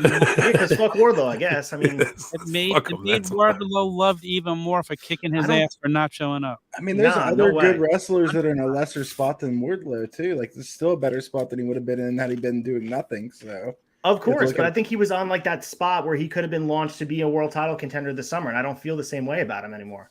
Well, like up until tonight, Miro was in a way worse spot than Wardlow's been his fucking whole run. Like it's just like it depends on how you want to pick at it. You know what I mean? It depends on what angle you're looking at it and how you want to fucking go at it. And but I think it's fair to say though, after 2 years of build, no matter what they did, it would have felt. Maybe for me, just nothing can live up to a 2-year build. It just, no matter what they did, it would have felt, I don't know. So you think they overbuilt it? No, I just think maybe my expectations right now that we're sitting here and like dissecting it. I still think when you take the attention off the moment for Wardlow, making it all about him, you're making it, you're discrediting him. You're making him not feel like the spotlight's on him. It's like, oh, thank God MJF showed up. It was about that. And then Wardlow was secondary. He should never be secondary in that story. It was always about him. They did such a good job building it up. And the finale was just, it was a fart in church, as I would say on Turnbuckle Sessions. Hell yeah. I don't even remember where we were. That was just fucking Mark. Fire me. Fire me. I do want to say one thing. Like, I was seeing a lot of fan reaction, like on both sides, saying they feel really sympathetic because, like, for Wardlow because MJF might not show up, and then there were people who were saying MJF's really unprofessional and like completely shitting on them. And it's not like they obviously, like, from the Naomi and Sasha stuff, they obviously got like criticism for being unprofessional and stuff like that. So did MJF in this past weekend as well. So like, yeah, it just created a lot of buzz in the wrestling world. And like, if it was a work, like it's a great freaking work because you had him at a meet and greet. They had to refund everything. Like, that's like, when is that? I don't know. Like, someone said in the chat, this isn't like a unique storyline, but I think the way they're going about it is super unique. So I agree with you. It's super meta though, like, because even those people that are working the autograph signing probably didn't know it was a work, if it was a work. Yeah, apparently they were pissed off. That's what I heard. They were pissed off. But it keeps people. If only a few people know about it, it makes the best work. So if you want to go with the argument the Montreal Screwjob was a work, and I don't believe that, but if you want to believe that, that means only Shawn Michaels, Vince McMahon, and like Pat Patterson knew about it, or Earl Hebner would have to know about it too, and then everybody else would be like, "Oh my god, I can't believe it happened." The problem with the Pillman stuff was Bischoff oversold it in 1996. He was like, I can't believe he's here, and like throwing stuff in his desk, and everyone saw through it. You know, I don't know. If you do it right, you can make people believe anything's a shoot. Yeah. Yeah. Or if you do it wrong. You can believe anybody. You can make anybody believe it's a work. Yeah, and here we are, Yeah. full circle. Well, with that beautifully said, It's time for the main event. I don't know where else we're going here. Yeah, I still haven't given my number one yet. Oh, free. Please, you remembered at least. Fuck, I don't. I was lost in the forget about me. I never forget. Don't you? Mine's already been said. FREEMZ. My number one is CM Punk is the goddamn champion. All right, There we go. CM Punk is the champion. I don't care about the match. I don't care about the moment. I'll give it. CM Punk is the fucking champion. Perfect. I love CM Punk. I've watched him win the Ring of Honor championship. I watched him win WWE championships. Now I watched him win AEW championships. Fucking love it. It's I get chill bumps thinking about how long I've following this dude's career. So it's awesome. Green over here for all the money that he's going to be making the company. Oh, we're doing green. Hold on, I'll put green on. FREEMZ, that's a great point. And he's the only guy, and we'll talk about this on Honor Side tomorrow, the only guy to hold the Ring of Honor, the WWE, and also now the AEW championship. Bryan Danielson's hot on the heels, but he has not done it yet. So you're welcome. Yeah. I was working overtime this week. I got all the good stuff going on. No, it's awesome. It's cool to see Punk fucking back up. Tom, what's your number one? What? If you do you know what your number one? He said MJF. Everybody was MJF but FREEMZ. Yeah. Everybody was MJF but FREEMZ. I'm with FREEMZ. Fuck you guys. MJF could wait for the next segment. CM Punk, baby. The original pipe bomb. I might have said that as my number two. I don't care. Fuck it. I'm from Chicago. I got rights. Here's your mic again, Mike. You don't know me. It's my purse. I don't know you. Yeah. Well, we already Mark Henry did. Moment of the week. Match of the week. Match moment. Well, I thought Thug it's hugs. It's just MOTW. It's whatever you want it to be, Tom. I always assumed that we always said match of the week. So my match of the week is House of Black versus Death Triangle. Love that match. Yeah. Great match. I'll go next because mine's the same thing, and I'm a big House of Black fan. Judgment Day sucks. We're back together, Ace. Exactly. So it's all love here. We're just having fun. Of course, dude. I love the heated disagreement. So it's all love. Never It makes any real heat. Maybe we're working, you guys. Who knows? But I am a huge fan of that match. This is the match that to me stole the show at Double or Nothing, and I can't wait to see the trios titles get added to the roster. I know there's a lot of people that are saying it would be overdone with the championships. This, to me, like, watch this match. This is the reason why you have it. And we also watch FTR and Punk go out there and have a trios match. The division's already stacked. It's better than WWE's tag division. The trios thing is amazing. Imagine FTR versus House of Black with Punk in the corner. But my honorable mention for that would be tonight, main event. I mean, this is a lot, too, that I'm putting it here. Main event with Mox and Daniel Garcia. Holy shit, Daniel Garcia is a star. That was a great match.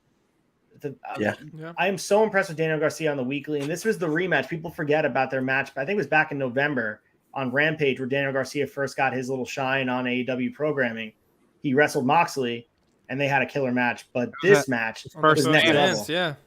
To see Daniel Garcia do that sharpshooter and went to pull back in tight and got back far enough for Mox to grab that neck. That's the wrestling porn I needed. All right, that was like FREEMZ. It's so funny you mentioned that. Like I was having Samoa Joe, Bryan Daniels, and shit there.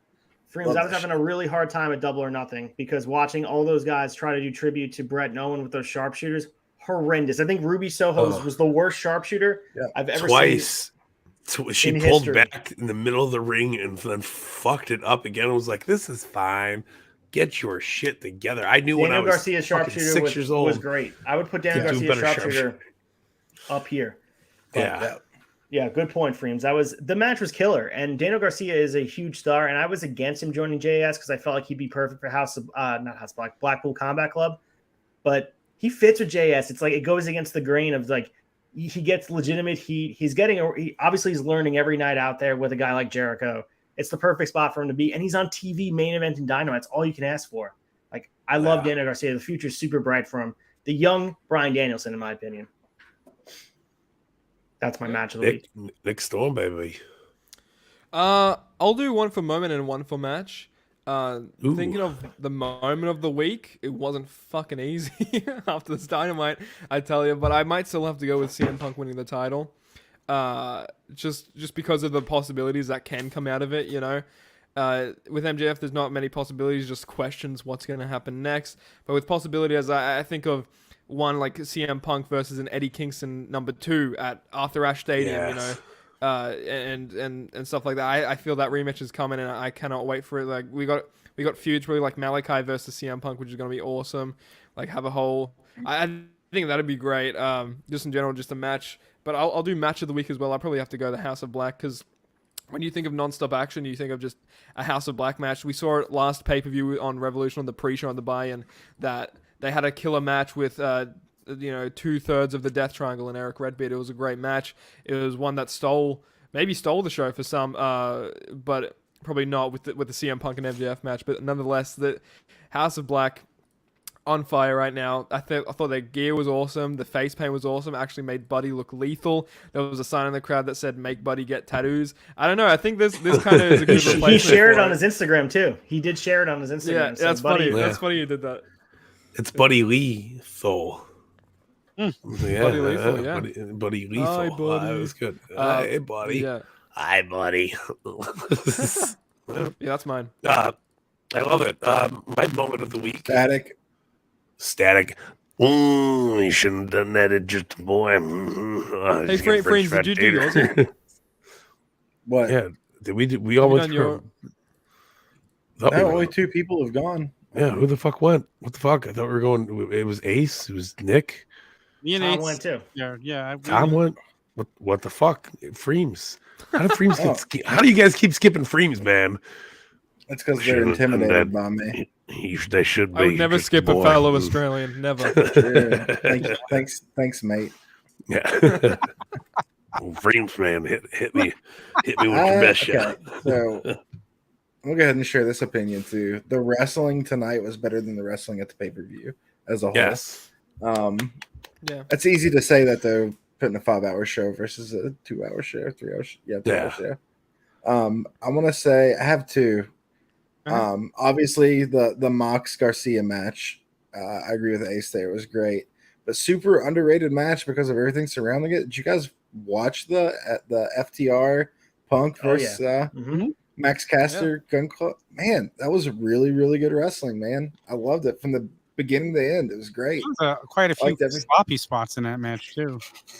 I don't feel like it was that sloppy. I only think of one is just the springboard dunk did. That's it, really. Well, yeah. Besides kick where they were 6 feet apart, didn't even come close to the ass boy. That looked like it was Austin's fault, though. Austin. I agree. It was Austin's fault. He was not standing in the right spot. Yeah. 100%. Yeah, there's a good chance I might have missed, like, if there was any big spots that I missed on it, but when I saw it was a great match. Him into Billy Gunn, he totally missed Billy Gunn. Austin's a fucking mark. No. Yeah, it was a solid match, though. I love them teaming together. That was great. Yeah, I just like the way, because man, I feel like FTRs they're probably the best wrestlers. Yeah, the best wrestlers in wrestling. Yeah, I agree. Especially for that style, and I just like the way they move in the ring. I think it's I feel like I put too much emphasis on that. I think it's part of the reason I don't like Britt Baker, because I don't like the way she moves in the ring, and I think it might just be like a personal thing. I've realized. I love it.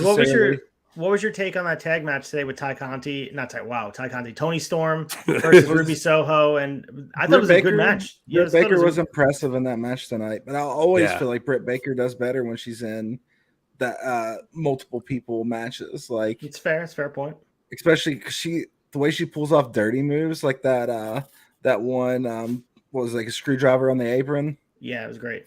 I loved it. It was great. She does stuff like that really good. I think it's her feet shuffle that gets on my nerves. She shuffles her feet a lot, and I don't know. I'm gonna have to watch for it, but I think once you see it, you probably can't unsee it. So it might ruin Britt Baker, and I may be on here next week agreeing with everybody about Britt Baker not being good. We'll see. Hate it. Am I the last one to go here? Yeah, Britt was great tonight. I'll give you that. Not least. Here you go, Mike. I'll give you a drum roll. I could do a better drum roll than that. Well, fuck you guys. My moment of the week was Mike BELCASTER being live on fucking Dynamite. You were great last week, man. I You were that Bullet Club guy. That was Yeah, lazy. That don't count. It does fucking count. You know why? Because it's still this week. I got to finally rewatch it. God damn it! Fuck you. For me, it was new yesterday. All right, but I got a Terry Funk chant going in the goddamn Michelob Ultra. The Michelob Ultra Arena with fucking 12,000 fans were there, ready to fucking roll. Let's fucking go. No, it was. Yeah. No, I'd definitely go with fucking that and. Owen Hart thing. I mean, see Martha Hart on TV giving away belts. Come on, I got a lot of things going into it. You thought it was terrible? I thought she was fucking terrible and hateful up there. What do you want her to do? Her husband's been dead for fucking years. Okay, so I disagree with all of that. I've heard all that talk. I disagree with all of it. I thought the moment was fine. I don't know what people are talking about. Fucking Martha Hart, man. I agree with J-Bone on this. Like, I feel like she looked goofy sitting up there with two heels. They should have had different people in it. Yeah, that was weird. But then I think Young Anthony, shout out to Young Anthony, Classic Match Classroom in here. He did say that Owen Hart was historically heel as the King of Hearts, so it made sense. But like for an emotional moment, it probably should have been FTR. It should have been Dax. Yeah, but like that wasn't Ruby. Like a wrestling segment. You know what I mean? It was a shoot segment. It wasn't like. It's not like Owen Hart died as a work, right? It's like it's real life shit, and like obviously they're not going to be in character if they're up awarding something like that. Turn my lights pink for this. Fuck that. That's why I don't think it's that big of a problem, you know. Yeah, Martha was good. Martha did have an awkward tendency to her cadence and how she was speaking, but she's not a professional entertainer. So I think that is the fact that Tony gave her so much time. Probably it was out of respect, and it was respectful, but it probably took away from the moment. It probably should have been shorter. Her promo was longer than MJF's tonight. At least she got the mic. Wardlow never even got the mic last night. Dude, that's an excellent point too about her having too much time. It would have been sweeter if they had said you have 3 minutes. Also, I'm gonna be so mad at Martha if people show up wearing goofy hats next year. Double or Nothing. Hey, they're not goofy hats. They're nice hats. Me and Martha have excellent taste in hats. That's a Long Island thing too. If you go to the horse races here in Belmont, they wear those. They wear the goofy hats and stuff. So I think I was immune to it. Didn't bother me as much, but I guess it is weird if you're not used to it. I didn't think she looked stupid. I thought she was a little over the top. Dressed like a dress you should be wearing to a funeral in black, but only it was white. Man, yeah, she's like Shawn Michaels being anti-Undertaker at WrestleMania. Listen, man, the moment to me, just having Owen Hart involved in wrestling again, that is a moment enough for me. And like, whatever. Having his family there, like the whole weekend though, like talking. I wasn't there to judge that segment at all. Dude. Like, listen, there's no good way of shitting on it without sounding like an asshole. So I'm just gonna shut up. But no, please shit on it. So go back and watch the watch along when I'm like wasted. Okay. Yeah. Okay. For that now. I like the plug. But the toy reveal was awesome too. The Owen figures, and I know people gave it a little bit of like, oh, I wish it was pink and black. What like they don't have the WWF. No, they cannot fucking do it. And here's the other thing too. Wrestling Owen Hart. Like, what are we doing? It's the first fucking Owen Hart figure since Owen Hart shared a head with Jeff fucking Jarrett in the bone crunching line. Like, you're talking mounds of leaps and fucking jumps to find this perfect space, and they made it so cool. They looked up that package on the ringside one. I had the Blue Blazer figure. So did I. Yeah, so that's what I'm saying. Like it was Owen behind a mask. It doesn't really count. It counts, but it counts. And I miss those rubber bone breaking figures. Those are my favorite. The thing with the Blue Blazer is it was never a secret. It was Owen Hart, so it was still no shit. Wait, what? I didn't think they knew it was Owen Hart until afterward. No, I'm just kidding. So, just to bring up the thing about the New Japan figures, and I saw a lot of people that were talking about it on Twitter and elsewhere. This goes the same thing with Tanahashi. Educate yourselves, guys. Like, Owen Hart existed out of the WWF universe. He was around in New Japan, and his work was really fucking good. So check it out. It was great, man. Yeah. Like, check it out. Just because you didn't see it doesn't mean it didn't exist. Like, these people, like, Tanahashi didn't exist. It should have been somebody else. Like, just because you didn't see it doesn't mean it's not important. Yeah. And that's the thing too. Expect them to release an Owen Hart figure dressed in WWE gear? Come on, people. Well, like that's just people being ignorant though. Like they're not 100%. Into like the figure sphere, so they don't know So it's just like they see that and they go, "What the hell? What is this?" You know what I mean? I don't know. I feel like a lot of people in the figure sphere who are still like, the fuck, man, where's my King of Hearts, Owen Hart? Like, make it yourself. Fuck off. Like, I just, Right. Yeah, there's the Go buy a head scan, make it custom, you yourself. fucking Get a piece of get a shit. custom. Yeah, like, Get a yeah. Go get subscribe to New commissioned, Japan bro. World. There's Owen Hart matches on there too. Check that out. I was gonna say something. Just had really good relating- matches in Mexico as well. Yeah, Mexico as well. Yeah, of course, absolutely. That's the thing. Like, it's got. Well, MJF keeps doing his thing, and finally get a That'd be sign cool. between fucking MJF. That'd be cool. I would This kind love of it. feeds into what you're saying, Belcaster, about him becoming like what he didn't want to become. What a You know? story it would tell. Yeah. Hey, I'm the AEW champ now. You know, like it'd be You're a awesome. if he started B+ changing- player. If he they started- pull that shit, and it's Yeah. anytime soon, I'll be bummed. But be a cool Give it- storyline like down the give it like road. 6 months. I think it'd be Freems, as good. the resident CM Punk guy, I think you're the fanatic here for CM Punk, and I know that there's people that want to claim that drum, but I think you are the CM Punk guy historically.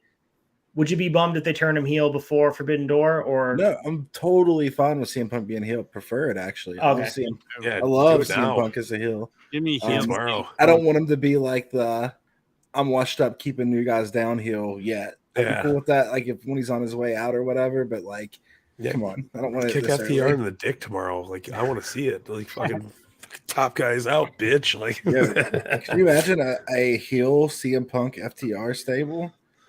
yeah, that'd be awesome. that would be huge. Yeah. Yeah. Yeah. This is a good episode. Very informative. I think we all did a great job. Any closing comments from the board? Yeah, gentlemen?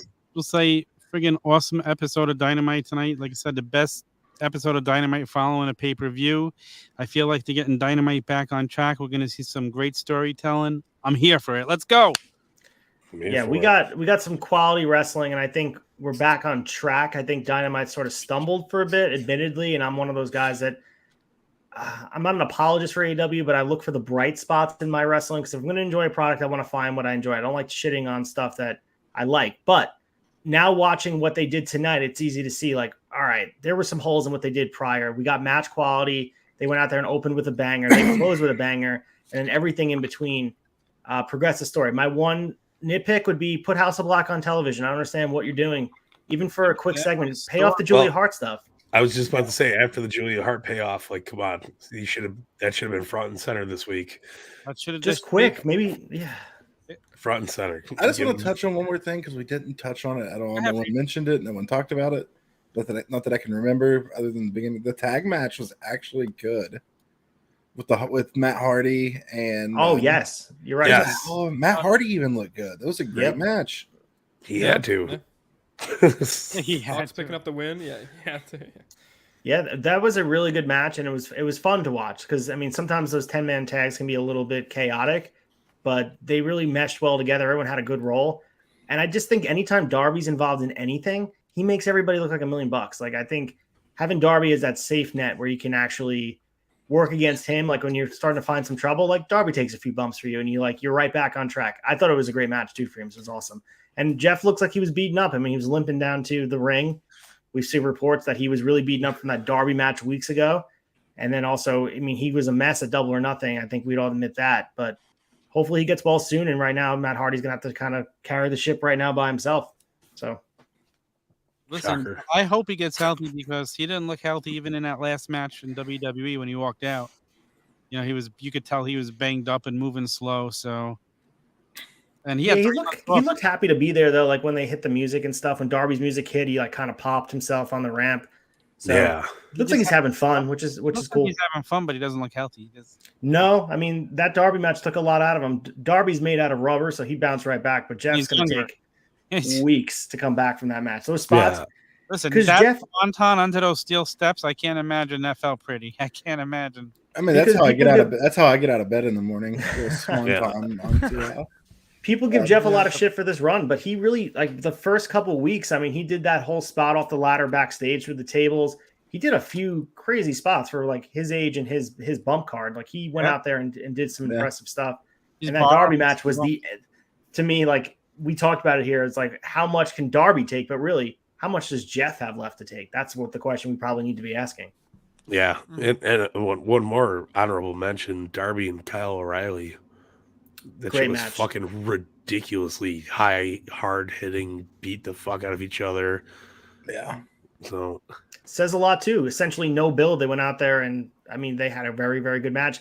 And that knee to Darby's face, epic. it was beautiful. Oh yeah. I've been popping over that for a while now too. I was just like, damn. I It was thought an the accident, necklace obviously. thing where but like, shit. where like The it necklace spot like, was fucking brutal. Yeah. and wrapped around and it broke, dude. It snapped. It was crazy. Yes. Hell yeah. Big show, guys. Great fucking was a show, fun guys. day. Make Thank sure you for having are- me on here. I'm always grateful to be on the show with you guys. This is like great. I always love watching, but participating with you guys, great wrestling minds. And you guys follow Turnbuckle Tavern. You guys are not going to get this content anywhere else. We got great minds, Wrinkly Brain FREEMZ. We got Tom, the OG Fake Kid, Mike Belcaster, and of course, Nick Storm, and everybody else in the tavern, dude. There's a lot of great things going on. I appreciate all of you. You guys make wrestling so much fun to consume because, I mean, bouncing ideas. And even when we disagree, it's still a fucking blast. So thank you guys. Yeah. Fuck yeah. And just a quick shout out to all 8 people in here right now. Call the fucking tavern. 304-404-2004. Leave a message. Crank call the guys. Give me your shitty fucking hot takes. Give me your shitty cold takes. I don't care. Call the tavern. Give the guys some love, brothers. It's a blast. You get yourself on the flagship podcast. This is all the show that I'm doing tonight. Turnbuckle Tavern, theturnbuckletavern.com. We got it everywhere. Audio, fucking, you got Apple Podcasts, Spotify, YouTube. What is that little guy? The Twitch, the TikTok, the Discord. You got Instagram, Twitter, Facebook, Pro Wrestling Tees, and Spring Tees. I like the Spring Tees logo a lot. It's very fancy. Join our fucking community. Hang out with us. Let's get ready for next week. Let's fucking go. Let's all hold the mic like young Anthony up, right? We got to hold the mic up like young Anthony. Don't forget tomorrow. Just tomorrow, we got the Honor Society. So come back. Tomorrow is the Honor Society. You join me and Ace. Come hang out. Yeah, we're going to be talking about Summer of Punk 2005 and, of course, all the Ring of Honor news. And even though the Ring of Honor doesn't have a television deal, we always find a lot of stuff to talk about. Sent the run in the group today to all the guys for Honor Society. So there's a lot to talk about. We'll be here for an hour and change talking about Ring of Honor. And there's a lot of conjecture, but there's a lot of, concrete things to talk about and news that does break. We got Briscoe stuff. We're going to talk about some Danhausen stuff. Yes. We're going to talk about, obviously, CM Punk. A lot of good stuff. Come back there's something every day. So come over to the tavern and enjoy. Watching a media scrum, maybe there's a little bit of hope we will see the Briscoes pop up somewhere. It didn't sound like it wasn't going to happen. I'll tell you that right now. So I will reserve my thoughts for tomorrow, but leave you guys on that. Let's not steal their fucking thunder, Tom. A little teaser that they're going to talk about it tomorrow. You guys want a little taste? You want a taste of the Honor Society? Listen, we do an hour show without a show even coming on, so. That's what I'd like to see, and you guys kill it every fucking time. Yes, but thank you guys for fucking watching, liking, subscribing, hanging out all weekend. We had a crazy-ass week this week. Nothing but love for all of our family out there. We will catch you next week on the All Elite Wrap-Up brought to you by the Turnbuckle Tavern. As Ace likes to say, tip your bartenders. Tip your bartenders, guys. Come on. Tip your bartenders. Get lit. Let's fucking tip your poker dealers. Fuck your poker. No, both. I mean, that's a good. Tip twitch.tv/stream. Send them a tip right now. Do it. Yes, do it. Tip that. I got kids to feed. Not really. Yeah. There we go. I don't have kids. Until what? He needs he needs Oculus. We got to get him an Oculus. He needs the Rift. Oh no, one of my viewers is sending me one, so we're good. Oh fuck yeah! Well, he needs software for the Oculus, so fucking send him that dough, bro. Twitch Prime. Yeah, give him a Twitch Prime, baby. All right. Oh yeah, I have to re-up it with you. Buy me dinner, baby. All right, everybody. We will see you next. We love you guys. All love, all pro wrestling, all peace, all pro wrestling.